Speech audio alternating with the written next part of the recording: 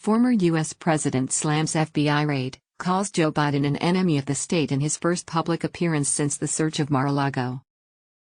Addressing supporters at a campaign rally in Pennsylvania on Saturday, Trump said the raid was an egregious abuse of the law that was going to produce egregious abuse of the law.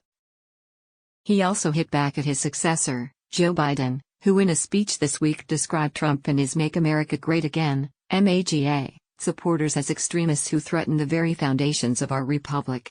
Biden had also delivered his hard-hitting speech in Pennsylvania. Trump slammed Biden's address as the most vicious, hateful and divisive speech ever delivered by an American president. He's an enemy of the state. Do you want to know the truth? The enemy of the state is him, the former president said.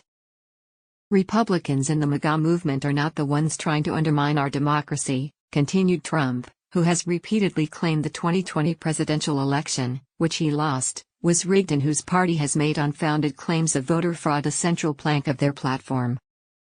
We are the ones trying to save our democracy, very simple. The danger to democracy comes from the radical left, not from the right, he said. Trump was appearing at the rally in Wilkes-Barre ahead of November's midterm elections, which could see Biden's Democrats lose control of both houses of Congress. Even though Trump is not on the ballot, Biden, 79, is seeking to turn the vote into a referendum on his predecessor in a bid to hold on to the Senate and House of Representatives.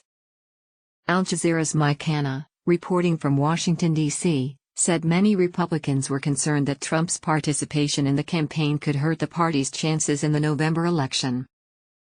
Trump remains a very divisive figure, said Hanna. Trump remains a very divisive figure, said Hanna.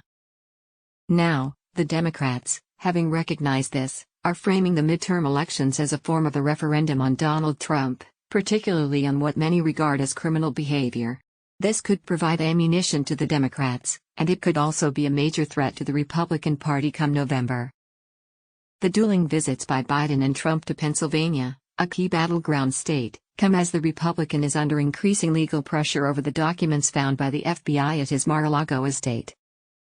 The Department of Justice has said in court filings that highly classified government documents, including some marked top secret, were discovered in Trump's personal office during the raid.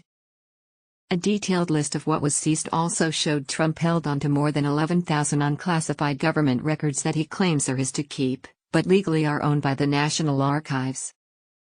Among the papers seized were 18 documents labeled top secret, 53 labeled secret and another 31 marked confidential. Of those, 7 top secret files, 17 secret files and 3 confidential files were retrieved from Trump's private office. Agents also found several dozen empty folders labeled classified in the office, raising speculation that sensitive documents may have been lost, destroyed or moved.